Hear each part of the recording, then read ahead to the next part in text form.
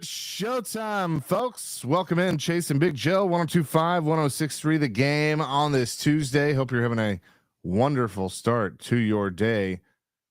He's Big Joe Dubin. I'm Chase McCabe, Dr. Crane, Nick Frazier on the ones and twos. Joe, I know you've had to deal with some crap this morning. How you doing? I'm signing off after that comment. No, we're good, man. This is the absolute worst. If you want to know, folks, what hell looks like, turn on the stream and look at me right now because I'm pretty much going through it. Well, I hope that you get to feeling better and all that, and we'll have you back tomorrow. Well, I'm not going anywhere, buddy. So I'm here. You're stuck with me for a while. Well, good. I like being stuck with you. That was fun. Dr. Crane, how you doing? I'm doing dandy, not too bad. Or funny enough, after the Preds game when I came home, I heard this weird hissing noise coming from the garage, and I thought somebody like turned on the. That's never good. It was not good. Yeah, I thought somebody was running on the treadmill at like 10:30 at night. Nobody was out there, and I step out in the garage, and there's just a pool of water everywhere. I'm like, what did the water main break? What's going on? So the hot water heater ended up exploding. That's never good. And so I was squeegeeing and brushing water out of the garage for about 45 minutes or so. And so I took a nice low pressured cold shower this morning and I'm wide awake. Yeah, you know what? That'll make you stronger. That's what that does. It has opened up my brain in general of just being thankful for hot water. But I mean, I don't really take a cold shower, like to the point where I'd get pneumonia, but normally take a brisk, nice chill shower in the mornings. What? You take who takes cold shower? I would never take a cold shower. It's good for your skin, good for your hair. It's good. It's good. Well, I don't have hair. My skin's pretty bad, so maybe I should. I mean, this is from the guy that, doesn't turn his AC on. You're going to chastise him for you taking a cold shower? I mean, I know a lot of people that do that. Cold showers? Yeah. Crazy, man. If I had extra time in the morning, I would definitely put we have an old trash can that I used during high school for ice baths. If I had the opportunity in the mornings, well, I probably do. I just got to wake up earlier, but I would go sit in a trash can full of cold water and ice for about 45 minutes. I've done that. At a FRA, that was kind of like the famous thing of, one of the basketball coaches that, you'd have to do the ice bath. No, it was good. I mean, like, especially if somebody was dealing with something like an injury, I mean, it was good for them, but I'd walk in and see like half the team in an ice bath, be like, oh, must have had a bad practice. It's exactly what it was. You just be able to recover, helps out the muscles. Yeah. Well, there you go. The more you learn, that's how we operate on this show. So, all that. Did you watch any of the I know we're going to get to the big topic of DeAndre Hopkins in a second, but did you watch opening night of the Super Bowl? I did not. I had no idea it was on. Yeah, I turned it on for a few minutes. It was interesting because you could kind of go around and hear what, people are saying and all of that stuff. And, there's a whole lot of I think the thing that I enjoyed the most is Jim Wyatt walked around the floor and talked to, either former Titans or people with a local connection. And it's hard to believe Reed Blankenship, who went to MTSU, this is his second Super Bowl. Isn't that crazy? He's been gone 3 years. Wow. Well, good for him. Let's hope he can bring one home for on Sunday. Wow, that's great. He's a great story about he basically walked on in the NFL and made it. Yeah. He did he go straight to the Eagles? Yep, sure did. Yeah. And then that's crazy. Those are great stories, man, because they don't happen all the time. It's hard enough to walk on in college, but hard enough to make it an NFL team walking on. Right. And then one of the other things, so Jameis Winston is doing like some reporting and stuff for I guess digital or whatever. And so he asked Saquon Barkley, goes, "Hey, I'm gonna be a free agent. Where should I sign?" And Saquon said, "I think the Giants need a quarterback," and everybody laughed. So that was good. And then of course somebody talked to him and he said, "Man, I'd love to go to Nashville." Would you take Jameis Winston as not the stopgap, but like a backup? I'd take him as a backup. Yeah, absolutely, I would. He's won big games. He's played big games. Yeah, he'd be I'll fun. take him. He would definitely be fun. The story that I guess affects us, Nick Suss, who is the Titans reporter for the Tennessean, went to DeAndre Hopkins' podium. He had, some guys were just on the floor, some guys had a podium. And they kind of talked about the ending of his time here with the Titans. And I know there was a particular point of this that caught everyone's attention, especially ours. This was DeAndre Hopkins last night. It meant a lot for the Titans to trade me to the Chiefs. I got to thank Miss Amy and Rand and his crew for allowing this to happen, because without them, I wouldn't be in a situation. So I got to give Nashville and Miss Amy, a lot of thanks. How much voice did you have in that? What's that? I was going to say, how much voice did you have in that trade? I went to, we lost to the Bills, and, there was a lot of stuff in the media saying that I got benched. And, I'm not the type to go on social media and to speak my truth, or, to speak what happens, because I feel like everything kind of always passed. But I didn't get benched. That's the first time in my career where I was like, man, I don't belong out here on this field right now. We weren't winning. No plays were being called for me. Not that I'm a player that ever needs the ball, but on the field I want to be included in something. And so I took myself out of the game, and I saw a lot of things in the media saying I got benched, and I let it go. But the next day I went to Rand's office, and I was like, man, I'm almost losing love for this game, being in this situation. And I could talk to Rand like that because Rand, he understands me, and he was like, man, I see it in your eyes. I see it that this isn't a place where you might want to be. And we had that tough conversation, and the next day I got traded to the Chiefs. There you go. That was DeAndre Hopkins last night. So basically, what I took away from that, Joe, is he quit on the team. He took himself out of the game.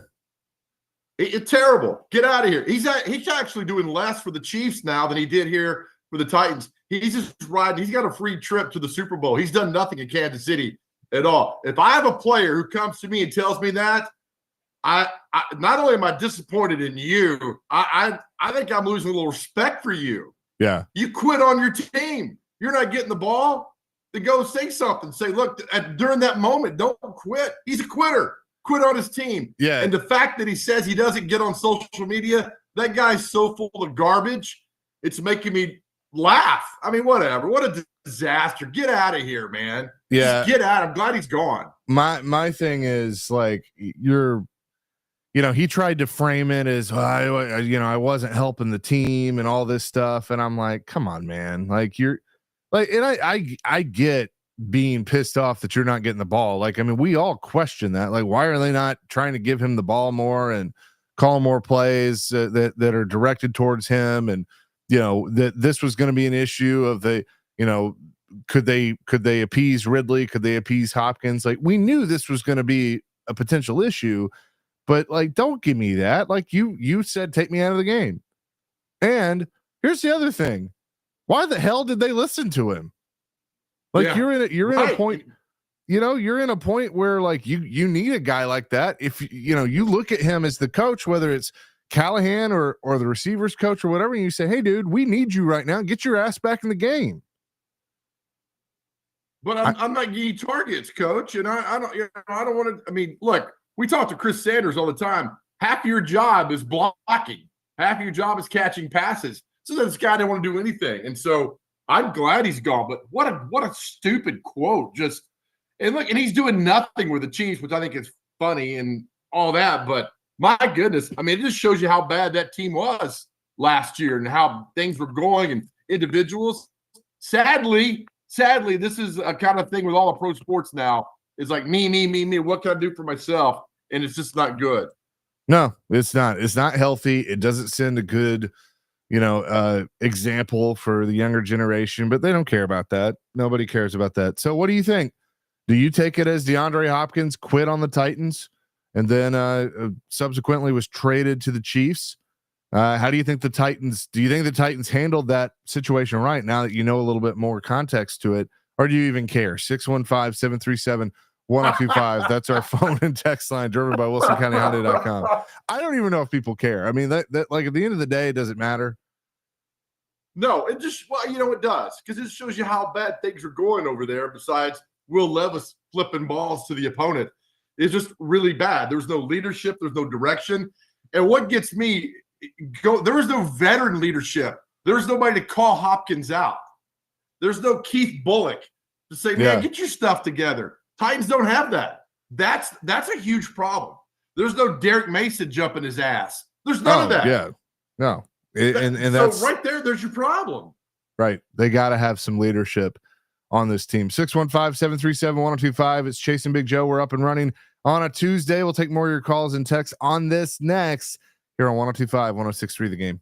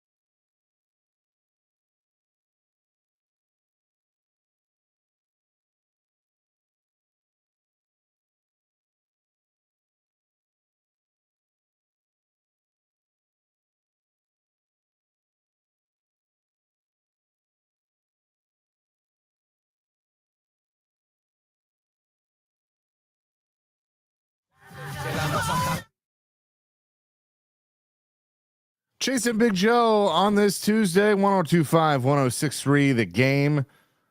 You can, of course, weigh in at 615 737 1025. We're broadcasting from the Busy Bee Plumbing, Heating, and Air Conditioning Game Nashville Studios, home of the $99 yearly Beehive membership, where the buzz is always about great service. Do you think DeAndre Hopkins quit on the Titans? His comments last night to Nick Suss, Tennessean reporter, basically saying he took himself out of his last game with the Titans and then subsequently was traded, I guess, the next day or so to the Kansas City Chiefs, which he hasn't done anything with the Kansas City Chiefs. And I'm just curious, does it bother Titans fans? Do they care? You know, what is the reaction at this point? I think we're trying to move on from how bad 24 was for a lot of fans. And this just cements the fact that it was worse than we probably thought. And to hear him talk about that right now is like, oh, okay, whatever. Yeah, thanks for being here. But just to say, you don't pay attention to social media and things like that, these players, they just kill me because they're on their phones more than we are. So they're listening on this stuff. But I'm curious, did Rand go to Callahan and say, hey, we got a problem here? It sounds like he didn't. Oh, sounds like Rand's like, man, I got you. We'll get you out of here. I don't know. I mean, I honestly don't know what to make. I mean, Rand's not here anymore, to defend himself. And when he's talked, he's only talked about, music and things like that. So, I mean, he's, that's not a shot. That's just the truth. Like, so, I mean, it just, I don't think we're ever going to know. And at this point, it doesn't matter. Like Matt from Nashville says, it makes me see DeAndre in just a slightly worse light, but I can't blame him. I quit on the Titans too this year. Oh, it's so bad, man. And that's what happens when your team is just awful. And that game was bad, but I mean, don't you go out and compete? Which game was it? I've lost track. Which game was it? Buffalo. Yeah, that's Buffalo right. Game. Yep. Yeah. I mean, look, God, you quit. You quit on your boys. And, and now you come out, now you're admitting it, which is something else. But there's more to this story that I want to hear. Of course, again, we're not going to hear from Rand and things like that, but just the fact that this all took place, I'm sure it takes place all the time, the National Football League, but to hear some guy come out and say it is something else. 9355. I think this is very, very true. Starting to think that Vrabel was the last one standing that was trying to prevent the culture problem this organization clearly has. Oh, no doubt. That's a good one. Yeah. Yeah. I mean, look, I get the joke. There's a couple of people that are like, yeah, the Titans are trash. I get it, wanting to get out of there and all that stuff. Look, that's fine. There's a different way to handle it. You don't just pull yourself out of a game and say like, hey, I'm done. Is basically the perception here. I don't know if that's the exact truth, but that's the perception. And, I think this team does have a culture problem because they don't have any leadership. They traded, Henry's gone. They traded Byard. Those were two pillars, and Tannehill was gone. Those were three pillars of the leadership group that weren't there anymore. And, they tried to paint Jeffrey Simmons as this leader, and I just don't think that's his gig. And that's not a shot at him. That's just, I think he's a good player, but he's, there's just certain qualities that guys have or don't have. And I don't view him as, that's a leader. That's a guy that I trust to lead a locker room. I'm not saying he's not a leader at all, but he's not the guy that they need to fix these kind of things. No, not at all. That's why I kept saying, blow it all up, man. Just blow it up. In order for a phoenix to rise, it's got to burn to the ground. Let it burn to the ground and move forward. I'd trade Simmons. I'd start new with a lot of people and go that way. Because right now it's not getting done. And I don't know. It's so depressing to talk about it because there's so many holes to fill in this Titans football team that I don't know. I mean, yeah, quarterback, right? Then where? Then what? Then after that, then what? It's just gets those times. It's like, I don't know how it got this bad. I really don't know how it got this bad. They let it. The owner made some bad decisions in timing and personnel and firing people, and therefore it spiraled out of control. Because here's the thing: when the perception is if you piss her off, you're going to lose your job. Why would you want to come work here? You know, I get it's one of 32, but you know, there's the look, Mike Borgonzi might be the guy that, you know, we've been hoping for. Who knows? You know, he might have enough power and enough you know, stones to stand up to people that are trying to backstab and all that stuff and be like, nah, this is my show, get out of my way. And if that's the case, then great. I hope he works out. I like him. He, you know, he acts like a GM, looks like a GM, all those things. Is he going to be able to be a GM? That's going to be the question. And can he truly draft? Because here's the other thing. We're sitting here talking about this DeAndre Hopkins trade. Guess who was a part of that? Mike Borgonzi on the other side. He was with Kansas City. So now I don't know. No, you know, it probably wasn't ultimately his final decision, but I'm sure he talked about it, you know, that like, hey, this is a guy that could help us or whatever. But, you know, I don't know. Well, Joe, I don't know the role of assistant GMs. Like, I don't know exactly what exactly. They do. You're not making the final call. Yeah, you're probably the yes guy, the no guy to the GM, but you know, but to say, you know, it goes back to the offensive coordinator thing, assistant GM, who's running the show. It's just more questions. I mean, in the Titans every day, they've hired like 18 front office guys now to go forward. And so, yeah, that's going to win games for you.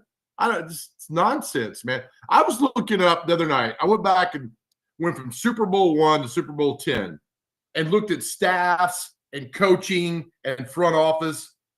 Back in the 70s, you had like 6 coaches on your team. You had like a running back coach, offensive line coach, and you didn't even have a quarterback coach some teams. Yeah. I mean, you had not many coaches. In the front office, you had 1 or 2 guys. Now you've got all these guys with these input that's going on. It's chaos, I think. Go back to when you got one guy making a decision. He's got an assistant. You talk about it, and you go there. Now it's just like, what the hell is going on here? Why did it get so chaotic and so messy?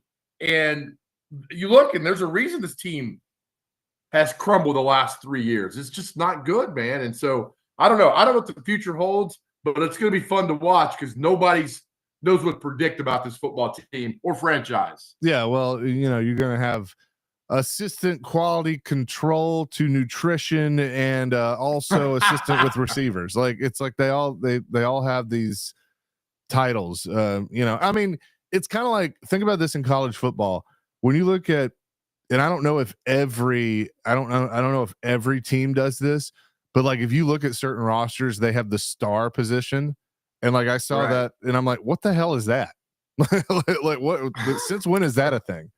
You know, but I mean, it's just like they create these things. Like, look, Vanderbilt is kind of on the front lines of, and I'm sure they're not the first, but they're one of the first that I remember of having a general manager. Now that's a common term in college football. It is.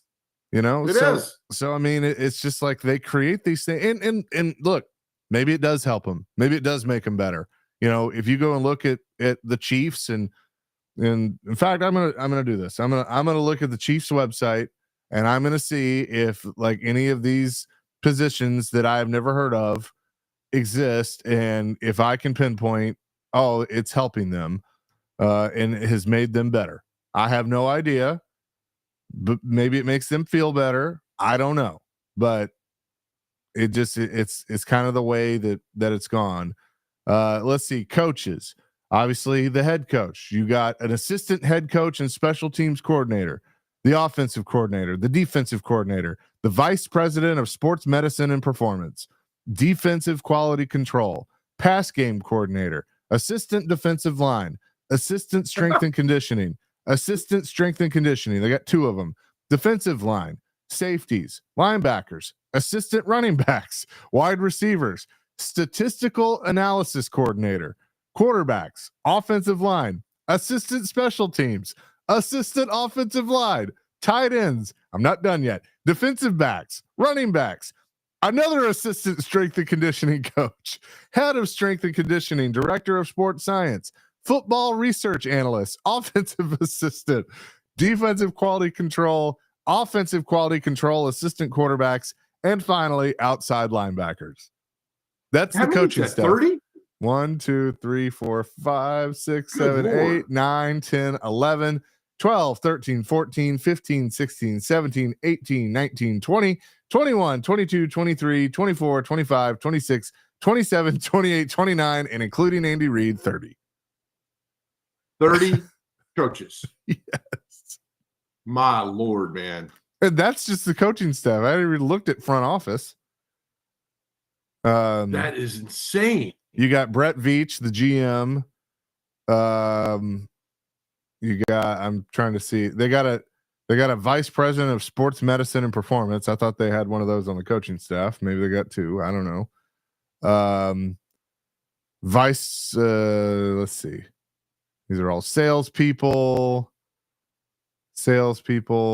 football operations, senior director of player personnel, senior personnel executive, director of player personnel pro scouting, director of player personnel college scouting, co-director of college. They got two co-directors of college scouting, assistant director of football administration, player personnel assistant, pro scout assistant to the GM, player personnel coordinator, and then a bunch of scouts.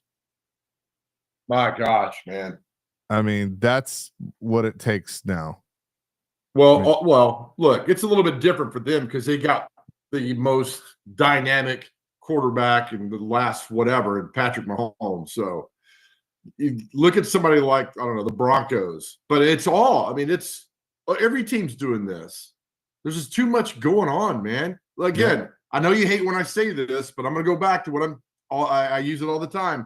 What did Bear Bryant say about football? Blocking and tackling. Comes down to blocking and tackling. I don't care how many guys you got on your coaching staff, they ain't out there. And if you don't have the heart, the desire to kick the guy in front of you, to kick his ass, then what are we doing here? Then what are we doing? And we go back to Hopkins. It's so like, he quit. There's no desire, from what he talked about there. But you had all these coaches again. It's all psychobabble, man. It's just throwing this stuff together. We talk very little about on the field stuff anymore. It drives me crazy. Drives me crazy. It's the Jimmies and the Joes, not the X's and O's. Yep. Coming up next, the Predators lose yet again last night to the Ottawa Senators. We'll get Hal Gill's thoughts on that when he joins us. It's the Chase and Big Joe show presented by the Omni Nashville Hotel here on 102.5, 106.3 The Game.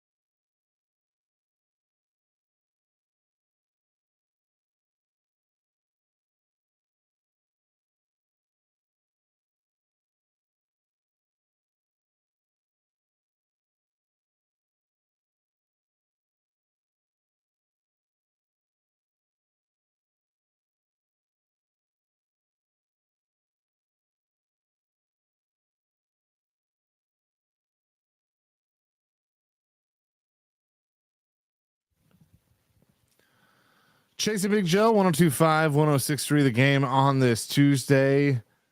Predators once again not finding the win column. Last night falling 5-2 to the Ottawa Senators. And they have 2 more games before they get 2 weeks off for the Four Nations tournament in Chicago Friday night and back here at Bridgestone Arena against Buffalo Saturday night. We say hello to Predators analyst Hal Gill, who joins us now. Skillsy, what's up? How's it going, guys? Well, we're doing good. I know that you're kind of like the rest of us and just, like we've done all season trying to figure this team out. They put a win streak together and now all of a sudden they've lost, I guess, what is it? 4 in a row now that they've now lost. And it's just kind of been the theme of the year that they just can't seem to find consistency in a good way. What now have you seen? Bruno took a shot at changing the lineup again last night, but what have you seen the last few games that maybe you could pinpoint that they could use the 3 days off that they have to try and fix before they play Chicago? Yeah, it's tough. It's tough. I feel like, you go on a 5-game win streak and you're like, okay, this is the team we thought we'd see, but defensively, I don't think they were great in that span. They were just scoring a bunch of goals. And then you're saying, okay, well, who cares?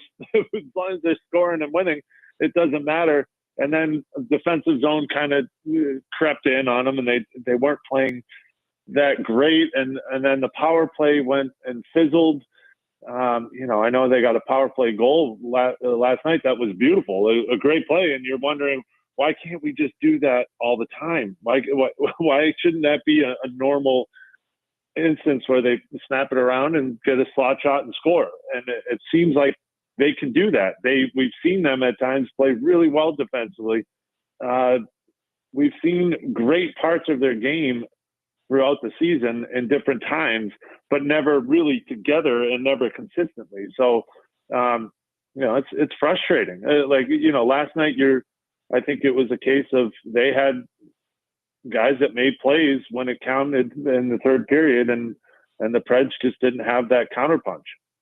Do you think now that as Barry Trotz looks at this team and kind of looks at the rest of the season that a little bit of reality has to set in, and now he has to, even though he's been very honest, he's wanted to see this through, he's kept Andrew Brunette, which I think was the right decision, but now does he have to kind of live in a reality of, all right, I need to start taking phone calls and making phone calls and really start looking to next year? Yeah, I think, that's what do you think of next year? And that's what my question I'm sure Trotzi's kind of thinking the same thing is, do you have a core group here that is capable of winning? They haven't proven that they can do it this year. So do you keep that core group? Do you keep everything as is and hope that with a few complementary pieces next year and a couple little tweaks here and there, they're the team that you thought they were going to be this year? Or is it, hey, this is a failed experiment and we go back to rebooting and trying to move other pieces and change things more dramatically? And so it's a tough decision to make. And I think, that's why Trotzi is a smart guy, and he's gonna use all his resources to try to figure out, is this team a team that Brunette can take and have the success and big success? So we were expecting big things, and that's the hard part about this season. Young guys are going to come in, and there's going to be, the pipeline is good. The prospects are good. Do you want to move pieces out of the way so that they can make their way into the NHL and put them into the system now? Or do you want to kind of ride out this team that you have and see if you can knock it out of the park next year? And so there's a lot of personnel that haven't been good, you can say, these guys have had good years, but is it really a good year if the team doesn't come together and win? And that's the question that needs to be asked and answered. We're talking to Hal Gill on the Chasing Big Joe show. So Hal, with 2 months left in the season, I mean, do you just play, you talk about, there's so many things that are going on here with who do you play, who do you don't play? Do you give young guys a shot? You don't give them a shot. at what point, if you want to give young guys a shot, do you say, all right, it's y'all's turn now, and the season's over? I mean, not that mindset, but is there a certain benchmark you have to make that decision? Yeah, well, I think there's part of the culture that you want to keep around and part of the culture that you need to change. You know, you need a culture that wins. That's what you're looking for. But you also need these young guys to be around veterans, and you need these young guys to learn how to win. And I think you have, Trotzy uses, how many times has he used that term, serial winner? Yeah. Guys that come in and win. And, you know, you want to keep guys like Ryan O'Reilly around so that he can help the younger guys like the Svechkov and these guys come in and LaRue and learn the game. But at the same time, if someone gives you a big return for a guy like Ryan O'Reilly, then, you know, I think Trotzy said he doesn't want to trade anyone, but if you get a big return and you can move a guy and get a younger guy into the lineup, you know, we just saw Joachim Kemmel is in the AHL All-Star game and he's playing well. Do you want to give him a shot? There's other guys in Milwaukee that want to play. There's going to be prospects that are going to push to play next year. Do you want to make room for them, or do you want to have a core group that you believe can still win? And so I think that's the management, is putting those pieces together. I love what Svechkov has done. I love the way he looks. I love what LaRue has done, although he took some penalties that were, you know, that kind of cost the team last night. So they're learning, they're figuring things out. I like what their upside is. And so I want to play those guys. Do you want to bring in other guys and take a look at what they can do, or would they be better served to develop in the teams that they're on right now? You know, like the Milwaukee guys, can they become better players at that level, or is it time to rush them up and see what they can do here in a season that's kind of fallen apart?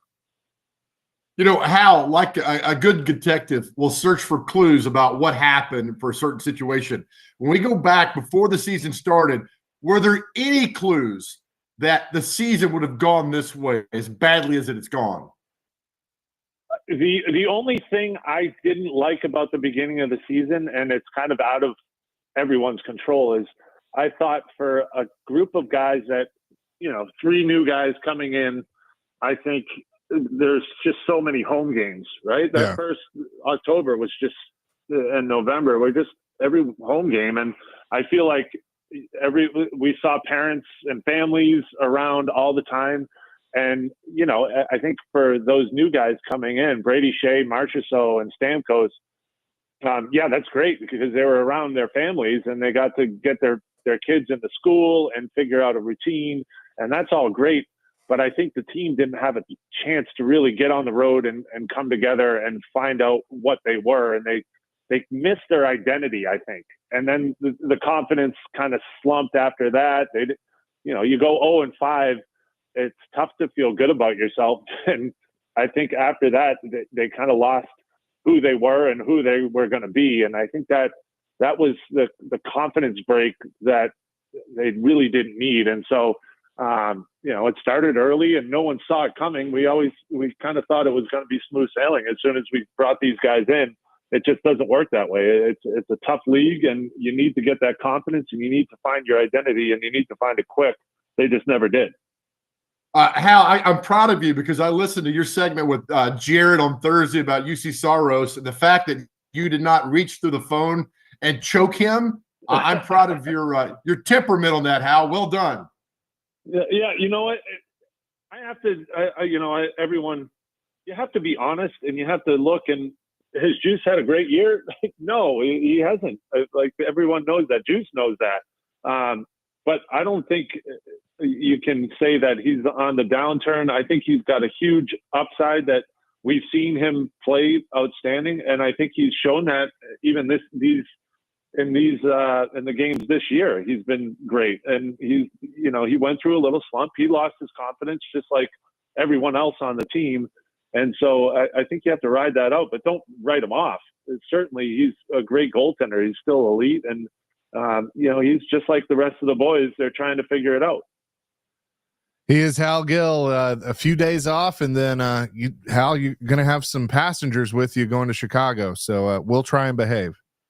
I've heard that. I'm a little nervous about that too. You know how you get on the road, Chase? You know? Yeah, because I'm with you. I can't hold your hand all the way through. You know, you're going to have to make some tough decisions. I'll have Big Joe I'll with try me, to so help we'll you be as much okay. as I can. I know you will. We'll see you Friday. Thanks, Gilsey. Sounds good. Have a good few days off, and we'll get right back at it. Yep. And I'm sure we'll see him tonight at Nash Vegas as well. Predators back in action Friday night in Chicago. Again, Barry Trotz will join Jared Stillman today on Stillman and Company, 4:00 today, different time because Jared's out at the Super Bowl. Mad Dog Russo going to join at 5. So Barry Trotz will be at 4:00 today. You definitely will want to hear that. That is all coming up today. We'll have more here on the Chasing Big Joe Show, 102.5, 106.3 The Game.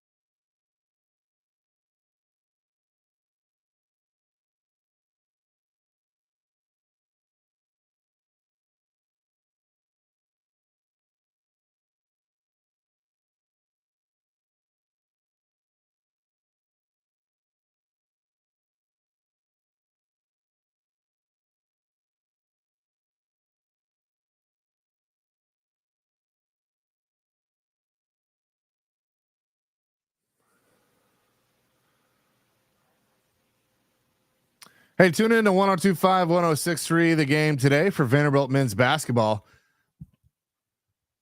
The Commodores will take on Florida at the O'Connell Center in Florida. It's 6 o'clock tip, 5:30 pregame. You can also listen on the Game Nashville app and at theGameNashville.com. Vanderbilt men's basketball presented by Athletes Unlimited Pro Basketball, which is coming to Nashville Municipal Auditorium starting tomorrow through March 2nd. Just go to auprobasketball.com for more details and to purchase tickets.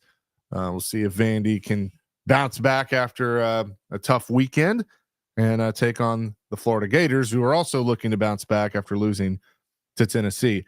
Sticking with the Predators for a second, Joe, it's been a tough season. We've said that. I look at, some individuals and kind of wonder, all right, had they started off better? Would they be in a different position? And I think the answer to that question is probably yes. Like if Marchessault and Stamkos had come in and, just been able to pick things up right away and feel comfortable and play the way that we know they can play, we're probably having a different conversation right now, because Forsberg actually had a decent start to the year. Now he's one of those players that he's going to have some ebbs and flows throughout the course of a season. Streaky might be the best way to put it, but I mean, when he goes on a hot streak, it's on fire. But had you had all three of those guys, and I put Roman Josi in this category as well, it's probably a different conversation. The fact of the matter is that didn't happen. So they're in this position now. The question that I think Barry Trotz has to ask himself is, does he have faith in those core players? Even though I hear people all the time doing the thing that you hate, saying that they're older, and that this is an older team. But does he have faith in this core group that, all right, I'm going to keep that together unless somebody absolutely blows me away at the trade deadline? I'm going to keep that together. I'm going to mix in some of these young guys, see what they got, and then we'll tweak during the offseason. And I have faith that this is going to be a much better team starting next year. That's the question that I think he's asking himself right now. Who is the core group? I would say right now your core is Stamkos, Josi, Marchessault, Forsberg, O'Reilly, Shea, because you just added him, and then Saros. I mean, that's they're under contract for a while, so that's your group. You name those guys. If you tell me the Nashville Predators, and again, I don't know a lot about hockey, but you tell me these guys, and I know who these names are, I'm thinking, man, what a season. They got to be battling at the top. And you look at it, and they've got 43 points. And they're at the bottom. Thank God for Chicago, but you're close to the bottom of the Central Division. I don't know, man. To me, it's kind of, I don't think mind-boggling is a word. It's like, what the hell happened? Does that make sense? Yeah, no, it does. And I think the big thing is, when you're, and stats don't tell you the whole story, but Forsberg is leading the team with 51 points. That is 12 points higher than anyone else on the team. He's got 19 goals. Now, those numbers should probably be higher. I mean, he had close to 50 goals last year, almost 100 points. So, and I know there's a ways to go, so he might get close to that. But, that he's leading the way. Marchessault has 16 goals, 39 points. He was a 40-goal scorer last year. Stamkos, 17 goals, 33 points. He was an over 40-goal scorer last year. Josi, 9 goals, 36 points. That's way down for him. That's the story. I mean, that's the problem. Now, you can sit here and argue, well, you brought in more firepower. They're taking away from each other. It's spreading out. Yeah, but the wins aren't there. I could listen to that argument if they were getting the wins. They're not, because these guys, when these guys don't perform, they don't win. That's just, how it is. Now, I know Forsberg and Marchessault scored last night, but that was it. They didn't get much help. So that's kind of the story for me, in that, I don't know. I don't know if it was just because Stamkos had to get through leaving Tampa and going back to Tampa, and Marchessault was kind of out of sorts and all this stuff. Shea was out of sorts and all that. I don't know if that's all going to go away when they start next year, or if we're going to find out that maybe these guys just didn't fit the way that they had hoped. But at this point, you know, you're with them. They're there. You know, you got trade protection, you got long-term deals. I mean, you got to figure this out. Oh, you do. I'm telling you, man, I'm going back looking. If you'd have told me back in September that on February the 4th, the Nashville Predators would be one of the worst teams in hockey at the very bottom, like, you got to be kidding. There's no way this happens. And I'm telling you, man, I think somebody's going to do a case study on acquiring high-name free agents, multiple high-name free agents, bringing them in here and try to make it work. I mean, this isn't, we thought it'd be simple, right? Throw it on the ice. These guys are great. Their career speaks for themselves. They're going to win games. And now it's like they've lost 5 in a row. They looked bad last night. They looked bad against Pittsburgh. I was like, what the hell's going on here? I mean, it truly is a baffling situation for those who are on the outside looking in. Like, how did this happen? And, you know, you break everything down. You start figuring, like, Hal had a great thing about all the home games. Like, yeah, you know, maybe that did something with it. And Sure. I think the thing is, Chase, there's no definite answer. There's no one thing you can point to and say, that's it. I think that's the most frustrating part. Yeah, I agree with that. Real quick, Marshall wants to weigh in on UC Saros. Marshall, welcome in. Hey guys, how you doing?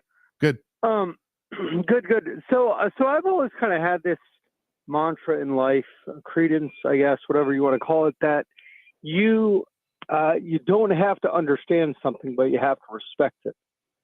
And I don't understand, but I respect the thing in hockey that it's not somebody's fault, or you can't place the blame game on somebody. Sure. I heard Hal Gill's interview with Stilly, and then of course I just heard your interview with Hal Gill, and you know he's pretty adamant about, you know, UC Saros is not, he's not losing it. I think he is losing it big time. I think he's playing terrible, and I think Justus Annunen is totally outplaying him.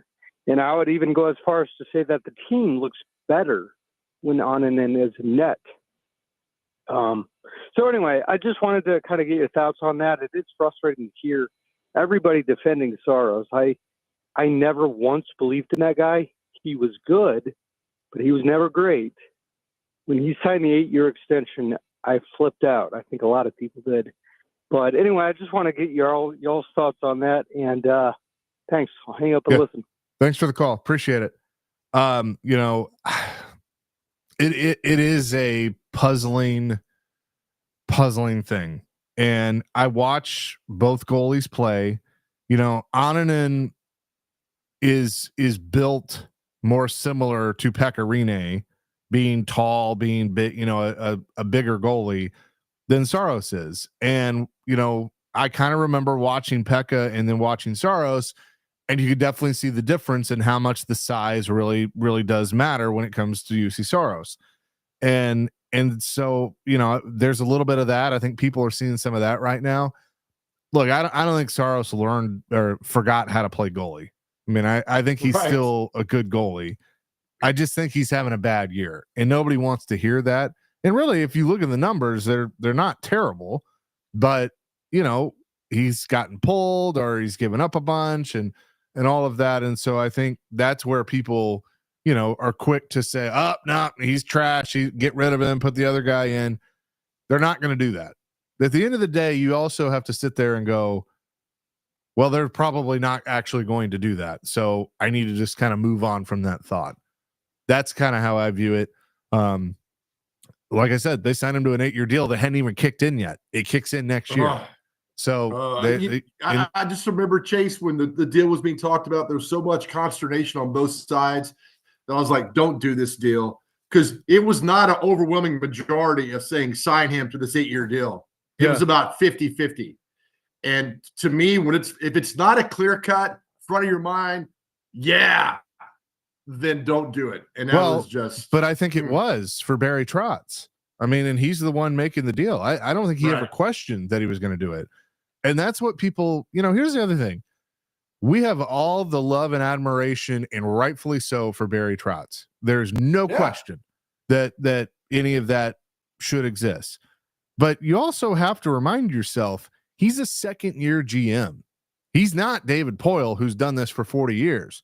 He's still learning, and I think that there's times where, and again, I think some of this has been right, and then some of this we're questioning. He's going to think like a coach in some ways. He's still kind of learning how to think like a GM, and signing UC Saros, a guy that has been loyal to your organization, has grown up in your organization, has played very well for your organization. As a coach, it's a no-brainer. Yes, sign that guy to a long-term deal. Keep him here. And I'm not saying that David Poyle would or would not have, but you also just kind of have to take that step back and look. A GM and there were decisions that Poyle made that you all loved when he made them, and then when they didn't work, you thought he was the worst GM in the world. That's just how it goes. That's a part of being the general manager and making those moves. So I think we have to just kind of look at it that way too. Whether you agreed with signing him to an 8-year deal or you disagreed with signing him to an 8-year deal, the fact of the matter is UC Saros is on an 8-year contract and he's going to have trade protection. So that's the deal. It is what it is. We'll have more coming in hour number 2 here on Chasing Big Joe, presented by the Omni Nashville Hotel, 102.5, 106.3 The Game.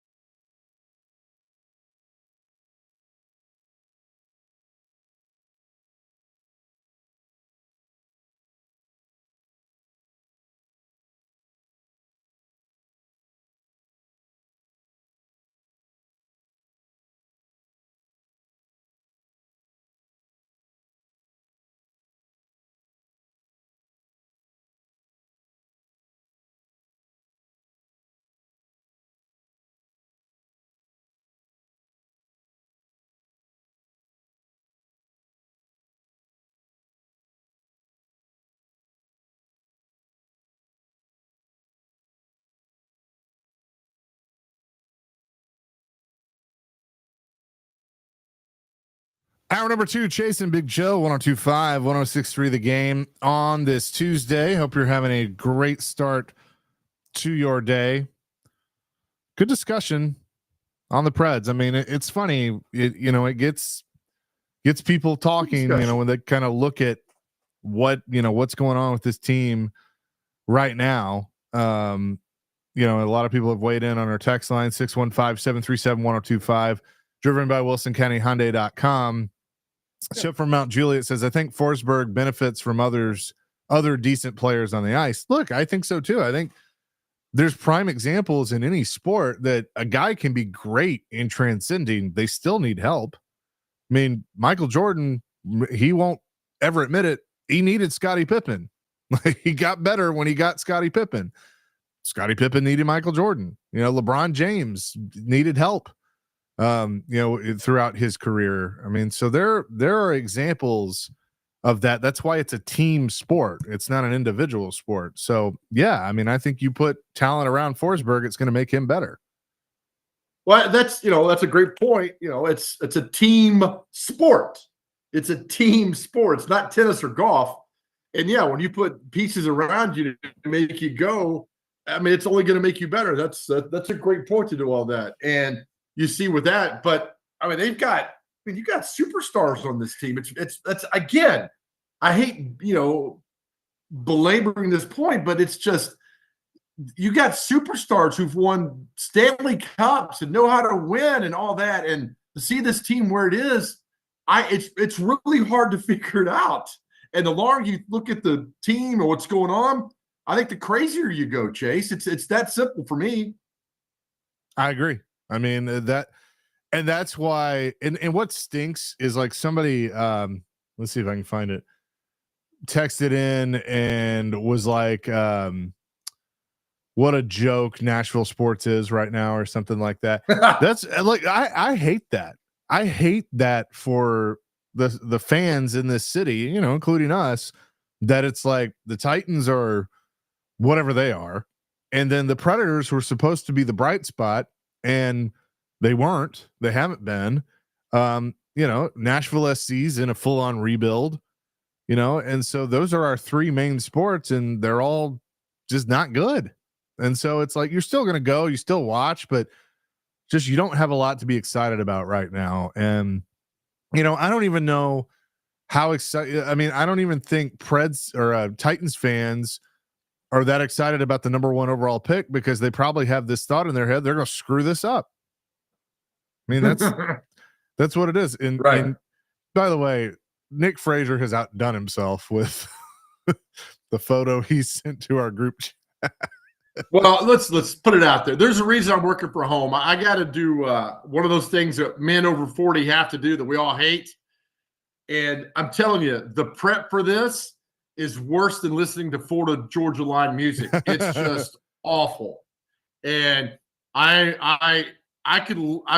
no doubt I could go to Golden Corral right now and eat the entire restaurant. There's not a doubt in my mind.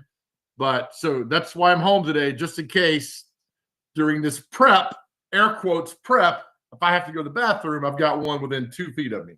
Yeah. Well, that's smart. But so Nick, did you create this photo? I did. Okay. Thank you very much. So basically you want me to describe this, Joe? Yeah. Okay. I don't care. It's Joe. It's the face of Joe. He's got headphones on like he's doing the show, sitting on a toilet with a desk in front of him and his computer, and it says "Dropping Dubins." Oh, that is sorry. so My well creative done. Juices were just flowing this morning. Yeah, more way than one. Joe's got something flowing apparently. I'll beat the drum. All men over 40. I mean, Chase, you're getting there. You got to go do this. You got to go do it. I mean, you got to take care of yourself. Yeah, got to make sure that everything's working right. So, and it's a day of prep work. You don't eat anything. You drink this liquid, whatever it is, and then you go have the procedure, and it's over with. And shout out to our producer, man. Nick Frazier is going to take me to the doctor this afternoon. He's a jack of all trades. Thank you very much. I brought a bedpan with me just in case.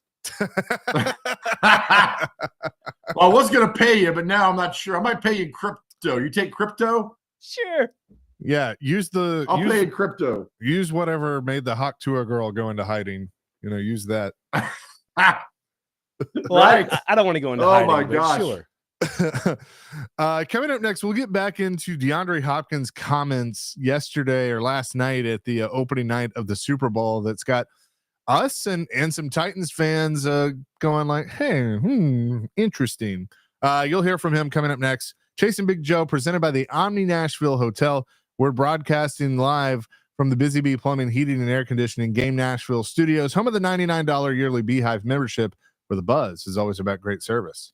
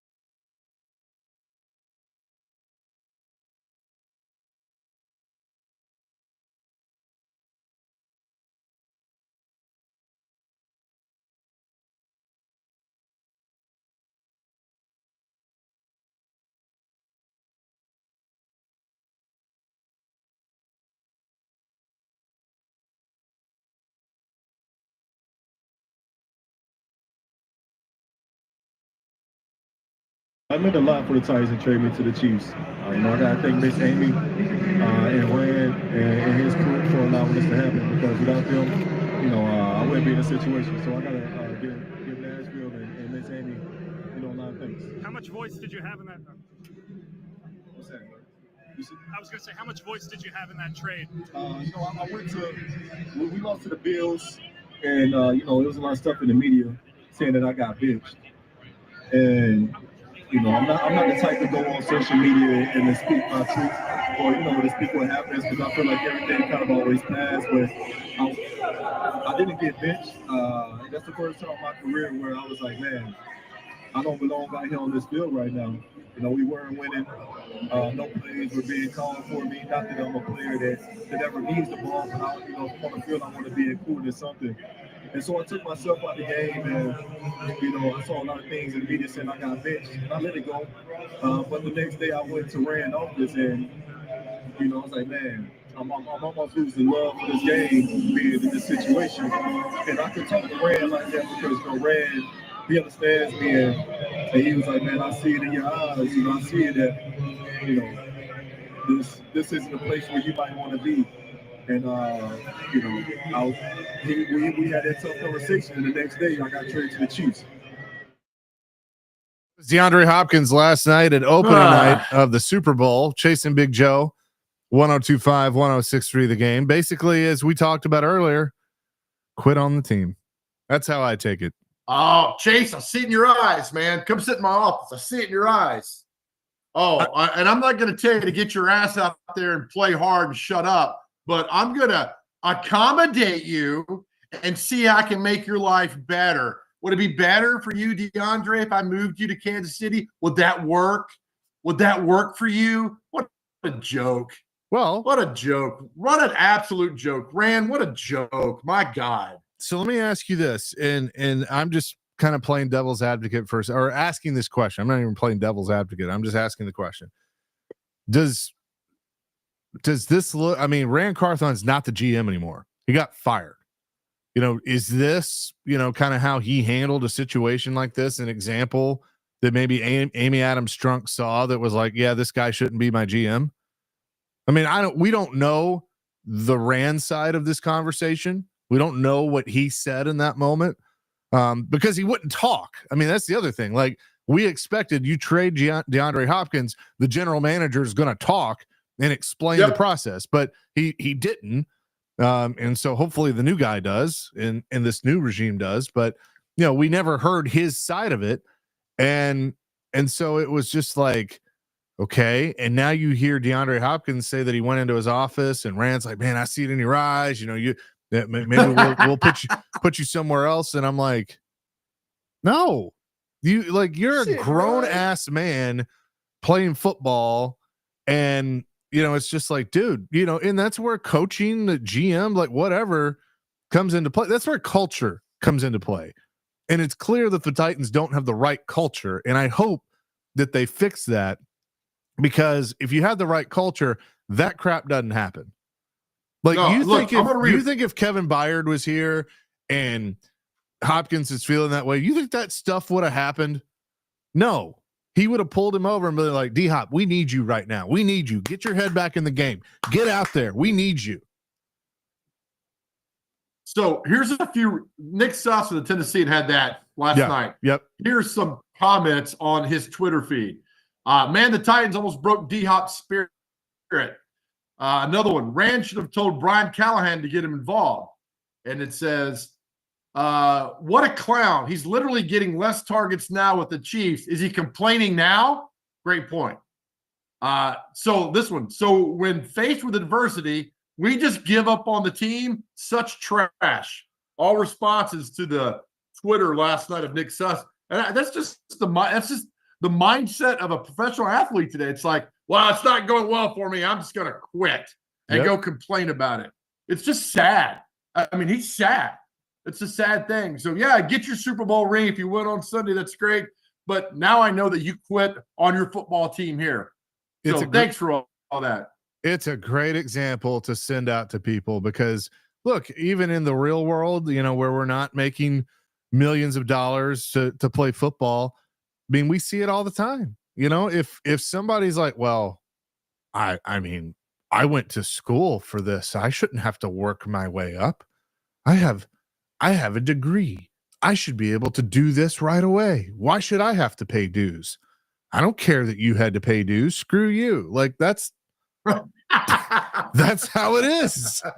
Am I wrong? Oh man, no, you're right. You're right. And also, let me ask you this: why did he get bounced out of Houston? Why did Arizona quit on him? Or why did Arizona say hit the road?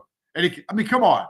There's a pattern with things here. And don't tell me Bill O'Brien got mad because his baby mama was showing up at practice. I don't believe that at all. Because Arizona, I kind of believe that, but because it's Bill O'Brien. But no, I see your point. Like, you know, what on the other line. So yeah, look, it's just, and look, there are exceptions to every rule. You know, like Dr. Crane, our producer, who is in his mid-20s, is not in this conversation. He is one of those guys that even if you don't ask him to do something, he goes and he does it. Like, he's one of those guys that gets it. He pays dues. But there are so many examples nowadays, and it's getting worse and worse and worse, that nobody wants to work anymore. It's just like, no, just give it to me. Like, I deserve this. Well, why do you deserve this? Because I just do. You know, I mean, that's just how it is. And then you see situations like this with a guy that is a great player, is gonna be in Canton, and we all know that, but has this crap attitude and basically quit on his team. Do you really think he's going to be in Canton? Do you really think he's a Hall of Famer? When you think of Hall of Famers, does Hopkins come to mind? Yeah, I know. No. Again, no. You had the consternation. I'm telling you, man. If it's not front of mind, absolute yes, he's not a Hall of Famer. He's not a Hall of Famer. He's a 13,000-yard receiver, 83 touchdowns, almost 1,000 receptions. Like he's a Hall of Famer. Based on the numbers, he's a Hall of Famer. I ain't buying. He's not a Hall of Famer to me, and I guarantee there's a lot of things not a Hall of Famer either. Not because of his comment, but I don't think he doesn't come to mind as a Hall of Famer. I'm sorry, he doesn't. I mean, parade stats all day long. It ain't man. Right, but it's not about that. It's about what you do. It's about your performance. Do you think Chase McCabe think he's a Hall of Famer?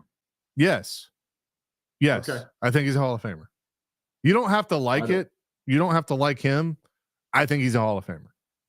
I don't know him. I have nothing against him, but he's not a Hall of Famer. You got to move. You're gonna have to, because the game of football has changed so much stat wise and offensive wise. You got to move these goalposts back now. These guys getting stats. It's just asinine. Well, yeah, great stats should be in there. I mean, teams never did anything that he was on. I mean, that factors in now. At least I think it should. I think he's a Hall of Famer. You don't. Not at all. Not at all. Let's see. I just want to look. There's a Hall of Fame monitor that you can look on Pro Football Reference.com to kind of see where guys match up. So he is below the average Hall of Fame. I mean, right now he's kind of below that cut line. Guys that are in. Gonna stop doubting me. I'm not doubting you, but oh man. So he's I mean, he's gonna get in. You went from he's in like man, he's one day. No, he is. I'm looking at some of the other numbers. Like the average, he's actually above this. The average Hall of Fame wide receiver has 742 receptions and then just over 11,000 yards. He's almost at 1,000 receptions and 13,000 yards. He's getting in 86 touchdowns. He's at 83. They've averaged all the stats of Hall of Fame wide receivers. Yeah. So Don Hudson, he played in the 60s and 70s. That is included. What garbage. Yeah, but I mean, he's not a Hall of Famer, man. There are guys that, yes, he is. No, he's almost got 1,000 receptions, Joe. So that makes you a Hall of Famer because you caught a lot of balls? No, not in there. Well, 83 touchdowns. You, man, it's a perception. All right. Perception. Okay. You talk to average football fan, DeAndre Hopkins. Oh, he's a Hall of Famer. It's not cut and dry, man. I know the Hall of Fame is now putting in guys who don't belong.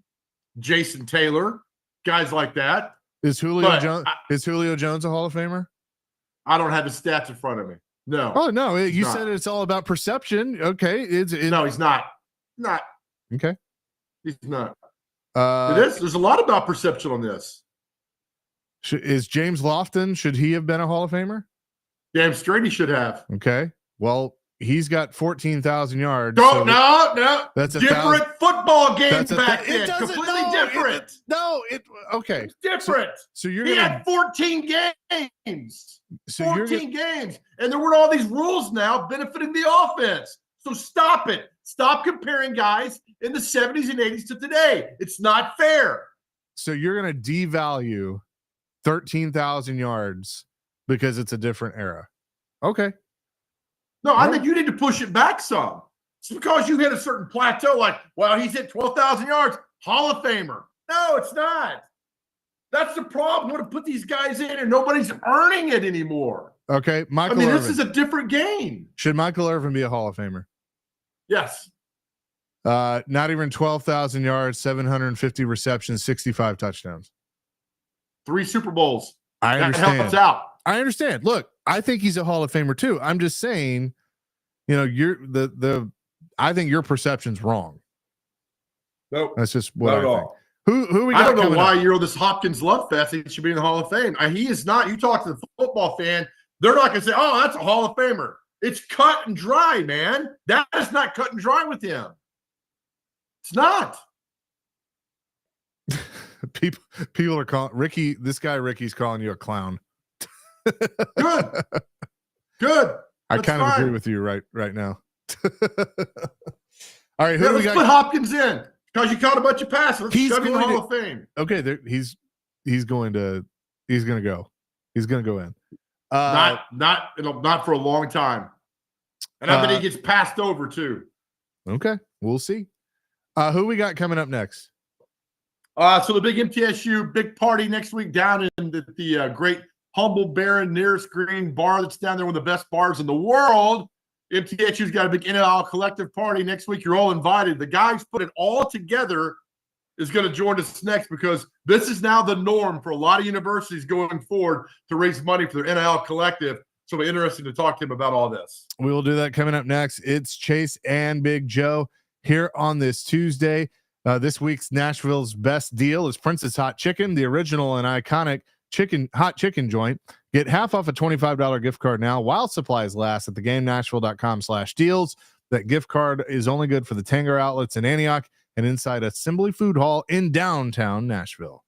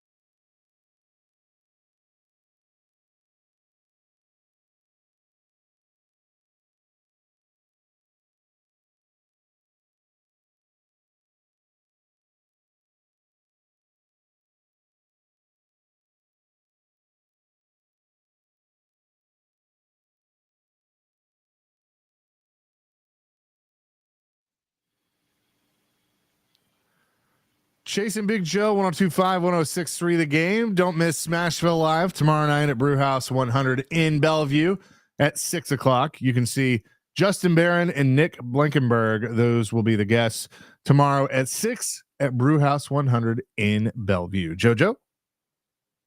Yeah, there's a big event happening next on February the 13th. Next Thursday, everybody's invited to. It's called Blue Bloods in the Round.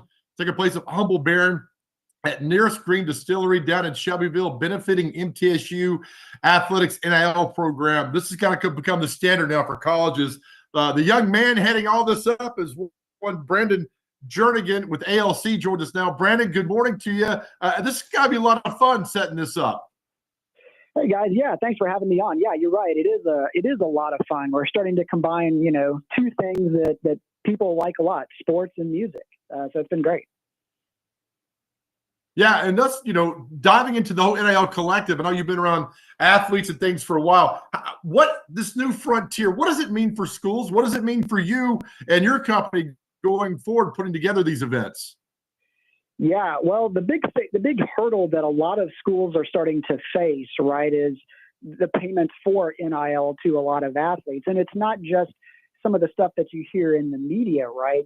A lot of folks have heard about this House case that's coming up, and there's some pretty big numbers tied to this, right? Like for the Power Four, you're talking $20+ million a year for a Power Four school, bit less for some Group of Five type schools. But these universities have to cover some of those costs and then compete, with other costs on top of that, because that $20+ million is table stakes for most schools. So a lot of schools are going to try to figure out, how do I go above and beyond that to recruit, retain talent? And so one of the ways that we're helping them to start to, fill some of these revenue gaps is through events like this. And, Blue Bloods in the Round is going to be, from a total, person perspective, a smaller, more intimate event. But we're doing this across the board, from small, intimate events like Blue Bloods all the way up to, stadium type shows. And we, kind of take the tact on it. Like, one, we can help the university fill some of that gap too, but then we can actually pay some of these athletes true NIL dollars on top of that. Like, there are four athletes promoting the show out there right now that are earning real money for the work they're doing. Oh, I think it's a great idea. Again, Brandon Jernigan was joining us. He's heading up the big NIL collective event for Blue Bloods in the Round next Thursday at Humble Baron at Nearest Green Distillery. When you do this stuff, Brandon, when you reach out to universities, are they all on board? What questions do they have? Or it's like, look, let's just all do this together and see how it goes. I got to think it's because it's all new ground for everybody doing this. That's right. Universities and athletic departments in particular are not used to having to, deal with revenue sources outside of the traditional, ticket sales, merch, things of that sort.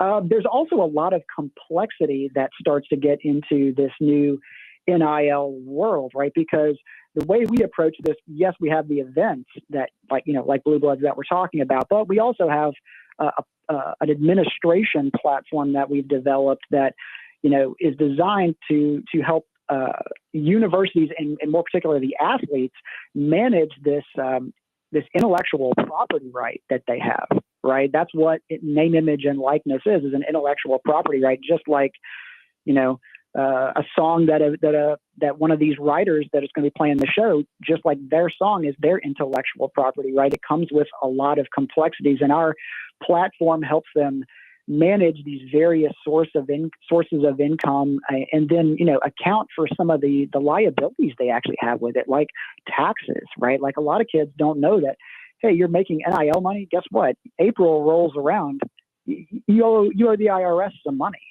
and so our platform is designed to help them make that easy.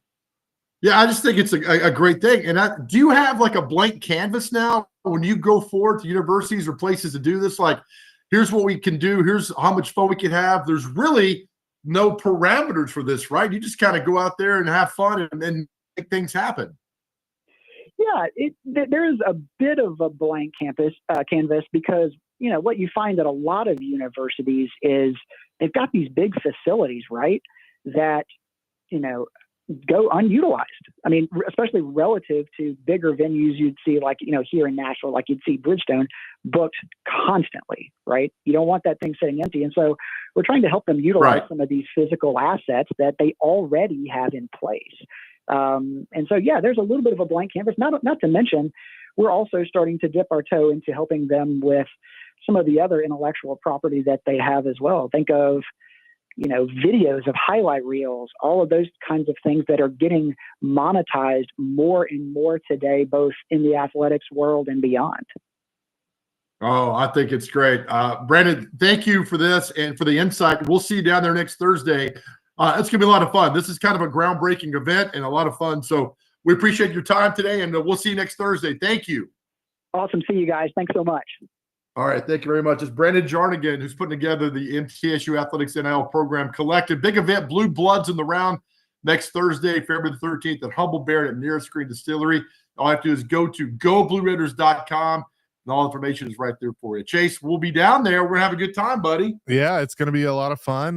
Dr. Crane's going to debut his new song, so can't wait to hear that. So it'll be a good time. A couple of you wanted to weigh in on our discussion / argument on the Hall of Fame and DeAndre Hopkins. Let's go to Trey, who's been waiting patiently. Trey, what's up? Hey, how you doing, guys? Good. Hey, I think Big Joe's right, because you can't actually say that somebody that's playing right now actually broke the records of the players that played in the 80s or 90s. There's no comparison. You're talking 4 or 5 more games, 6 more games than what they played back in the day. And I think it's a travesty that we're pushing this narrative like they're actually doing something more now than they did back then. And you have to ask yourself, how many players from back then would play in today's NFL, and how many players today could play back then in the NFL. And I'll tell you, there will be more back then players that could play today in the NFL. And y'all have a good day, and thank you. Thank you, Trey. All right, we'll continue this, but before we wrap things up, Carl, Eric, hang on the line. We will get your calls coming up next. It's Chasing Big Joe, 102.5, 106.3 The Game. Dunkin' fans, come experience the new age of Dunkin' at the grand opening of their newly remodeled Brentwood location at 4930 Thoroughbred Lane this Friday. Dunkin' will be giving away 100 days of free coffee to the first 100 guests in line starting at 8 o'clock. You can see Robbie and Rex Road as they'll be broadcasting there from 6 to 9, and they'll have Preds tickets to give away.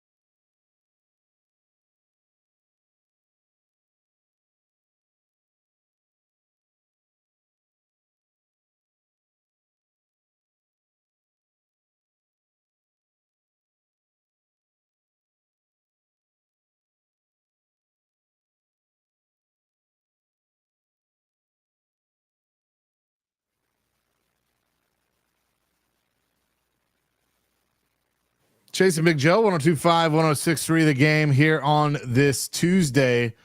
You know, when we get off the air here, Salsaritas, you just heard the spot, 2515 West End Avenue. They're feeding us today, so we're definitely gonna go in and eat a little salsarita. Thanks. Joe, we'll have enough for you. Don't worry, because I know you're dealing with some stuff today. I'll put it in make this segment quick because I got an appointment. Okay, well, I will put it in your to-go box, which is your bedpan. There you go. So appreciate them. Salsaritas fresh. Speaking of bedpans, can I finish the read? Salsaritas fresh Mexican grill, 2515 West End Avenue. Love having them on board, and they're going to be feeding us today. You can go there and get dinner, whether it's before or after a Vandy game, which is of course tonight. They got gift cards as well, and you can get a catered meal that'll feed up to 10 people. So check them out there on West End Avenue. All right, now you can talk. No, I'm just like, sorry about that. I was like, I mean, go ahead. I'm flustered. We're good. That's okay. Carl wants to weigh in on our Hall of Fame conversation. Carl, what's up? Listen, I can totally understand. Food was on the table, and we forgot all about sports for a minute there. Listen, good morning, guys. But listen, it's not the Hall of very good. It's not the Hall of numbers even. It's the Hall of Fame. And let me explain myself. Gale Sayers, greatest running back of all time. He didn't put up the numbers that he probably could have. He didn't have the longevity of, say, Kareem Abdul-Jabbar. But if you looked at Gale Sayers, and neither one of us saw that man play football during his career because we wasn't alive, I would assume. When you look at Gale Sayers, Hall of Fame, to me, if you look at a guy or a woman in that particular sport, it should never be any humming and hawing or questioning about there being a Hall of Fame. And this is what I mean by it's the Hall of Fame, not Hall of Numbers. Dennis Rodman, Hall of Famer. Period.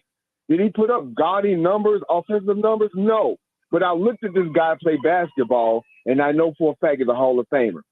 Sabonis was cheated. We were cheated because of geopolitics of the world from seeing this man in his prime between 17 to his 30s. He's a Hall of Famer. You could just look at this guy and watch him play basketball at the tail end of his career, and he was still killing it. Hall of Famer. Barry Bonds, Hall of Famer. Period. Sure. So there, look, Michael Irvin, this is where the numbers come in. Michael Irvin was putting up those numbers dead smack in the middle of the running back era. He had one of the top 2 or 3 or 4 running backs of all time, Emmitt Smith, taking up the majority of the playbook.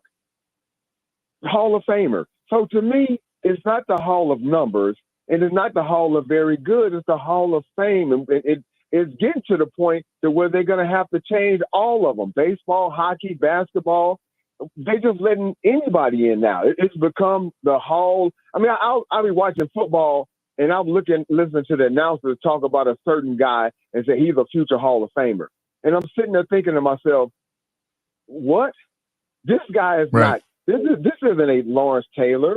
This isn't a Jerry Rice. This isn't a Joe Montana I'm looking at. How the hell you say this guy is a future Hall of Famer? He's not that. So they're going to have to change it to the Hall of Pretty Good, because to me, unless you're a Gale Sayers, a Michael Jordan, a Dennis Rodman, a Barry Bonds, or somebody like that, Greg Maddux, you're not a Hall of Famer. If you got to talk about it, you got to think about it, and you have to discuss it, guess what, guys? You're pretty damn good. And yes! You're better than 99% of us on this planet doing whatever you do, whether it's lacrosse, basketball, or baseball, or ski shooting.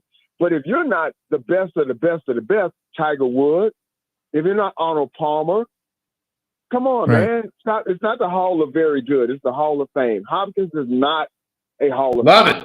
He's a very, very, very good, above average wide receiver. But the Hall of Fame should be set at a bar to where I know for a fact that Gale Sayers didn't play that many years. I know that Jim Brown didn't play as many years as he could have. He could have dominated for another 5 or 6 years. But guess what? He's still probably the greatest running back of all time. Lawrence Taylor was high. and probably the greatest football player of all time. We don't have to have a discussion whether Lawrence Taylor is a Hall of Famer because he's probably the greatest football player of all time. Did I mention he did it while he was high? Yeah, good call, Carl. Appreciate it. Thank you. Good call. Thank you. Look, okay, he agrees with you. Eric, I got like 30 seconds, so make your point quick. Welcome in. Okay, I'm going to go real fast, guys. Eli Manning, there's question whether or not he's first ballot Hall of Famer, but I think he'll get in because of the 2 Super Bowl wins over the Patriots, undefeated, and the fact he's got a lot of turnovers. That too. And Troy Aikman, 3 Super Bowls, 4 in the years. But guys, you look at his regular season, he didn't have gaudy numbers. He basically won because of his playoff numbers and Super Bowl numbers. Guys, I'll get off. I wanted to talk more, but then go more detail. But Carl took up my time. Bye. Thanks, Eric. Appreciate it. I have a feeling this discussion is not going to go away because it's a good one, and a lot of you are passionate about it. And it's not just DeAndre Hopkins; it's other players too. With that, let's get to what day is it and celebrity birthdays. All right, I'll keep it brief. So hang on, let me do this real quick. Celebrity birthdays and what day is it is presented by Jared Companies Inc. Above and beyond industry standards, wide-ranging fire protection, sprinkler systems, extinguishers, kitchen hood suppression. Visit them at jaredcompaniesinc.com. All right, perfect. National Create a Vacuum Day, so go create a vacuum. Let's see, National Homemade Soup Day, National Quacker Day. For the quackers, I don't know. All right. Let's see. National Hemp Day. So for those that enjoy the hemp, National Stuffed Mushroom Day. So if you like stuffed mushrooms, go eat one. National Thank a Mailman Day. Thank you, Kenny. Let's see here. National Rosa Parks Day today. And to wrap it up, we have World Cancer Day. Well, cancer sucks. All right. Yes. Yes, it does. Big time. All right, time for celebrity birthdays. Get it within 2. Our first birthday. How old is Alice Cooper? 74. 78. 77. Dr. Crane. Thanks. Clint Black. Our good friend Clint Black. 62. 58. 63. Tied at 1. Singer Natalie Imbruglia. 48. 50. 50 exactly. Dr. Crane's up 3-1. Nice job there. Some more we got here. Let's see here. Oh gosh. A lot of people I've never heard of. This will be fun. Daily Show correspondent Rob Corddry. He's been in a bunch of movies like with those people. 55. 56. 54. It's 3-2. Dr. Crane. Actress Lisa Eichhorn. She was in the original Beverly Hills Cop as Axel Foley's friend. 60. 65. 73. Rapper Cameron. I'm gonna say 47. 50. 49. Dr. Crane's up 4-2. All right, 2 more. Lawrence Taylor, who is a Hall of Famer. Just brought him up. 60. 62. 66. Last one. Dang. Chase, you have the opportunity to tie. Oscar De La Hoya. How old is Oscar De La Hoya? 60. 65. 52. Dr. Crane wins 4-2. All right. Thank you. That will do it for us. And again, celebrity birthdays presented by Jared Companies Inc. Above and beyond industry standards, electrical services, electrical installation, electrical inspections, upgrades, and replacements. Visit them at jaredcompaniesinc.com. DVD coming up next. Amen. To our guys out there, same message every show, baby. We love you. 988 on your cell phone. You can call or you can text, talk to somebody. And look, take care of yourself. I'm doing that today. You should as well. Know that we love you. We're always here for you. If you're struggling, it's okay. It's okay to struggle because bright, sunshiny days are ahead, and we're here for you. We love you. More importantly, God loves you. Amen to that. Peace, love, rock and roll. DVD next. 102.5, 106.3, The Game.